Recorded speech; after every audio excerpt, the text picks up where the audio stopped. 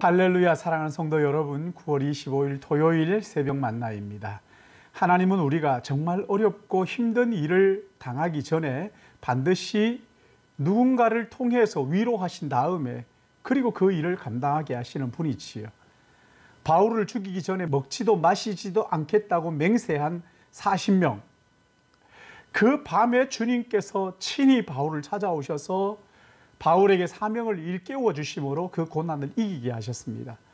오늘 본문은 사도행전 24장 1절에서 9절의 말씀인데, 대제사장 아나니아가 변호사 더둘로를 데리고 바울을 총독에게 고발하는 내용입니다.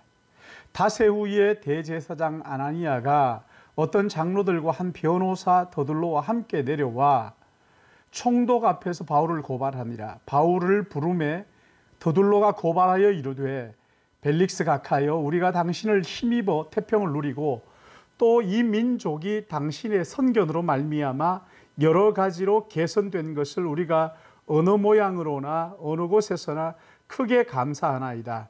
당신을 더 괴롭게 하려 하여 우리가 대강 여짜옵나니 관용하여 들으시기를 원하나이다. 우리가 보는 이 사람은 전염병 같은 자라. 천하에 흩어진 유대인들 다 소요하게 하는 자요, 나사렛 이단의 우두머리라. 그가 또 성전을 더럽게 하려 함으로 우리가 잡아싸우니 당신은 친히 그를 신문하시면 우리가 고발하는 이 모든 일을 아실 수 있나이다 하니, 유대인들도 이에 참가하여 이 말이 옳다 주장하니라. 아멘. 오늘 여기 보시면 바울은 자신을 죽이려는 사람들의 그 괴계를 피해서 예루살렘에서 가이사랴로 후송됩니다. 가이사랴에서 세 번의 재판을 받게 되는데, 먼저 총독 벨릭스에게 재판을 받지요. 그리고 벨릭스의 후임으로 온 베스도 총독에게도 재판을 받습니다.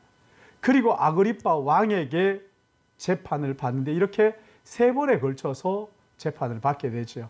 오늘 본문은 첫 번째 벨릭스 총독에게 재판받는 과정입니다. 이 재판은 2년 동안 진행이 되는데, 그동안 바울은 아무것도 하지 못하고 그저 휴식과 기다림과 인내를 배우는 그런 시간이었습니다. 여러분, 요즘 코로나19로 교회가 할 수 있는 일이 거의 없다는 것을 생각할 때, 오늘 본문은 우리에게 이런 상황을 어떻게 극복해야 되는지 오늘 본문에서 해답을 찾을 수도 있겠지요.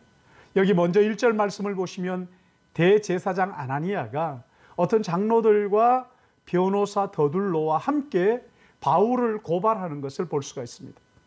고발장 내용이 3절부터 나오는데, 그 고발장 내용의 죄목이 크게 세 가지입니다. 첫째는 바울은 연병 같은 존재라고 하면서 천하에 흩어진 유대인들을 소요하게 하는 사람이라는 거예요.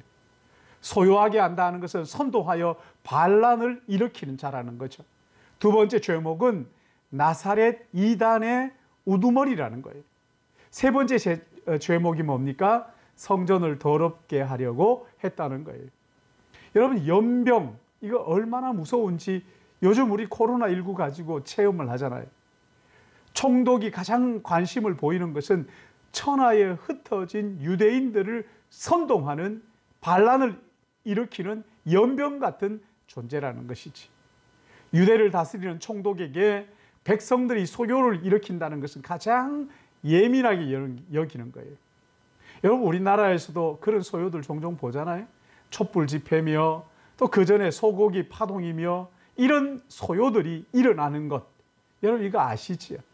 재미있는 것은 변호사 더둘로가 총독에게 어떻게 고발장을 쓰는지 3절을 한번 보세요. 벨릭스 각하여, 우리가 당신을 힘입어 태평을 누리고 또 이 민족이 당신의 선견으로 말미암아 여러 가지 개선된 것을 우리가 어느 모양으로나 어느 곳에서나 크게 감사하나이다. 당신들이 우리를 이렇게 통치하고 지배하는 것이 우리에게 있어서 무한한 영광이고 발전이다, 그런 이야기예요. 여러분, 이건 아부지요. 근데 바울이 총독을 어떻게 부르는지 10절 말씀을 보시면, 당신이 여러 해 전부터 이 민족의 재판장 된 것을 내가 알고 내 사건에 대하여 기꺼이 변명하나이다. 여러분, 여기 변호사 더둘로는 아첨의 말을 지금 하고 있는 거죠. 그러나 바울은 아첨의 모습이라고는 찾아볼 수가 없어요. 아부하고 아첨하고 그러는 거잖아요. 주님 마태복음 5장 37절에 거짓 맹세하지 말라고 하시면서 오직 너희 말은 옳다 옳다 아니라 아니라 하라. 이에서 지나는 것은 악으로부터 나느니라. 아부나 아첨을 해서 재판을 굳게 하지 말고 있는 그대로 맞으면 맞다 아니면 아니라고 진실하게 말하는 거예요. 이에서 지나는 것은 결국 악한 동기에서 나오는 것이라고 말씀을 하셨어요. 그러니까 여러분 보세요. 우리는 있는 그대로 진실하게 말하는 것이 그리스도인이라는 거예요.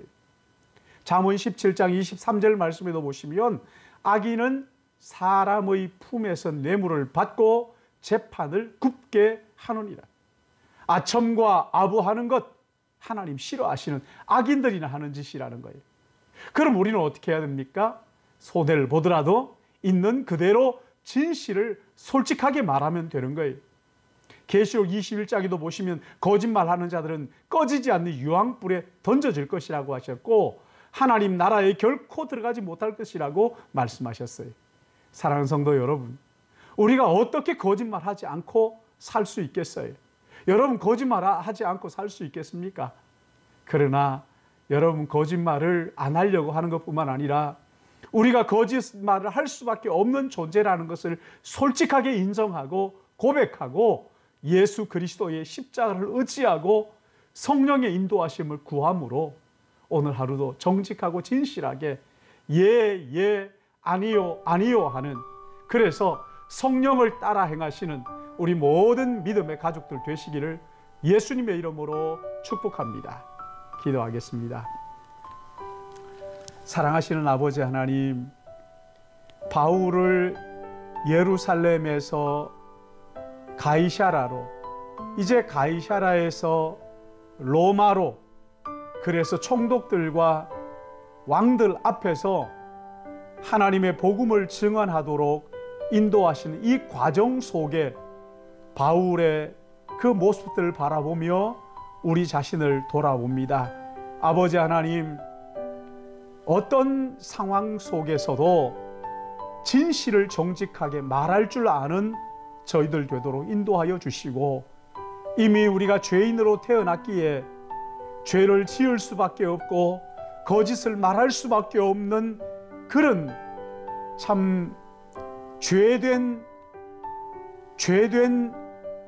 이 사람이라는 것을 우리 주님 앞에 진실하게 고백하고 예수 그리스도의 십자가의 공로를 의지하여 우리 하나님 앞에 나가는 저희들 되게 인도하여 주시옵시고, 하나님 아버지, 어떤 경우에도 성령의 인도하심을 따라서 주님 작은 거짓말이라도 성령의 인도하심 속에서 할 수만 있으면 정직하게 진실하게 바르게 하나님 나라를 보여주며 예수 그리스도를 증거하는 자로 살아갈 수 있도록 오늘 이 하루도 인도하여 주시고, 하나님 아버지, 예수 믿으면서 어려움을 당하는 우리 믿음의 가족들, 성령 하나님께서 강력하게 역사하여 주셔서 귀신이 물러가고 죄악들이 떠나가고 마귀들이 한 길로 왔다가 7길로 도망가는 예수 그리스도의 능력 앞에